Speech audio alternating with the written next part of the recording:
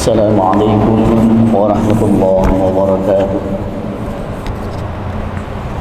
الحمد لله الواحد القهار، والصلاة والسلام على سيدنا محمد المختار وعلى آله وأصحابه الأخيار. أما بعد.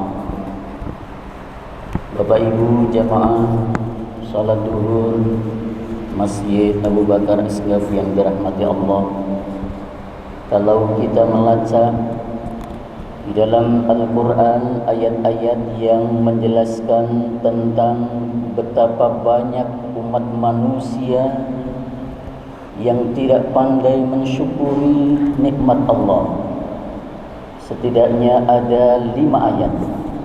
Di antaranya sebagaimana termaktub di dalam surah Ghafir ayat yang ke-61, Allah Subhanahu wa taala berfirman, "Innallaha lazu fadlin 'alan nas, walakinna aktsaran nasi la yashkurun." Sesungguhnya Allah adalah zat yang memberikan anugerah pada umat manusia, hanya saja kebanyakan umat manusia tidak bersyukur kepadanya. Di ayat yang lain Allah berfirman, "Wa qalilum min ibadiyasy syakur." Dan sedikit sekali dari hamba-hambaku yang mencapai derajat syakur.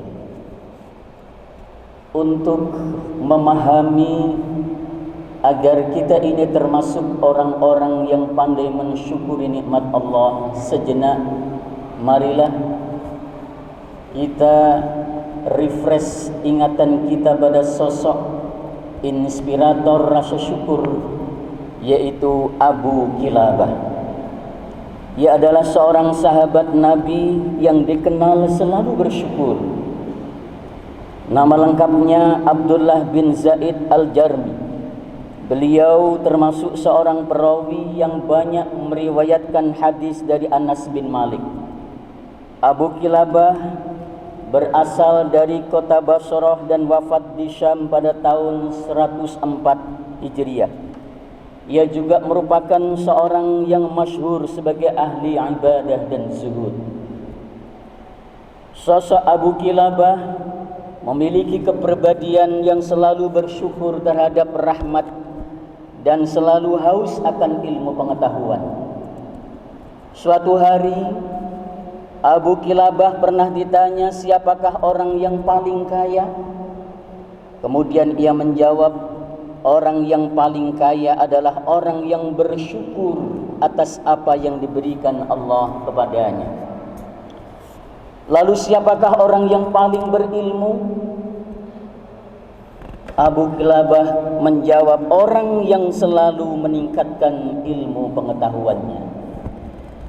Dalam sebuah riwayat, Abdullah bin Muhammad pernah mengatakan, suatu hari aku pernah berada di daerah perbatasan wilayah Aris di negeri Mesir. Aku melihat sebuah kemah kecil yang bentuknya menunjukkan bahwa pemiliknya ini adalah orang yang miskin. Lalu Abdullah bin Muhammad ini kemudian mendatangi kemah itu yang berada di padang pasir untuk melihat apa yang ada di dalamnya. Kemudian ia melihat ada seorang laki-laki, tetapi bukan laki-laki biasa. Kondisi laki-laki itu sedang berbaring dengan tangan dan kakinya yang tidak sempurna. Telinganya sulit mendengar, matanya buta, dan tidak ada yang tersisa selain lisannya yang berbicara. Dari lisannya orang tersebut mengucapkan, "Ya Allah, berilah aku ilham untuk tetap mensyukuri nikmat-Mu yang telah Engkau anugerahkan kepadaku, dan Engkau sangat memuliakan aku dari ciptaan-Mu yang lain." Lantas aku pun kemudian memohon kepadamu agar Engkau senantiasa memberikanku anugerah dari. Sang laki-laki pemilik kemah itu kemudian menyapa kedatangan Abdullah bin Muhammad. Lalu Abdullah bin Muhammad ini bertanya, "Wahai saudaraku, nikmat mana yang engkau syukuri?" Sang laki-laki itu menjawab, "Wahai saudaraku, diamlah. Demi Allah, seandainya Allah datangkan lautan, niscaya laut tersebut akan menenggelamkan, atau gunung apa yang pasti aku akan terbakar, atau dijatuhkan langit kepadaku yang pasti akan meremukkanku. Aku tidak akan mengatakan apapun kecuali rasa syukur." Kemudian Abdullah bin Muhammad kembali bertanya, "Bersyukur atas apa?" Laki-laki pemilik kemah itu menjawab, "Tidakkah engkau melihat? Dia telah menganugerahkan aku lisan yang senantiasa berzikir dan bersyukur. Di samping itu aku juga memiliki anak yang waktu sholat ia selalu menuntunku untuk ke masjid, dan ia pula yang menyuapiku. Namun sejak 3 hari dia tidak pulang. Bisakah engkau membantuku untuk mencarikannya?" Lalu Abdullah bin Muhammad ini mencarikan anaknya yang hilang. Ternyata anaknya ini telah diterkam oleh singa dan dia dalam keadaan sudah mati. Kemudian Abdullah bin Muhammad ini bingung, dia harus menceritakan kepada laki-laki yang dalam keadaan tidak sempurna itu. Lalu dia tanya, "Apakah engkau pernah mendapatkan cerita Nabi Ayub?" "Iya." Dia sabar. Dia tanya kembali, "Lalu wahai saudaraku, Allah juga menguji Nabi Ayub dengan kefakiran." Dia menjawab, "Iya, dia bersabar."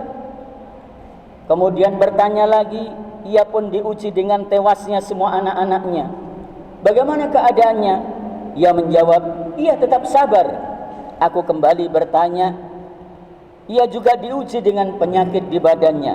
"Bagaimana keadaannya?" Ia menjawab, ia tetap bersabar.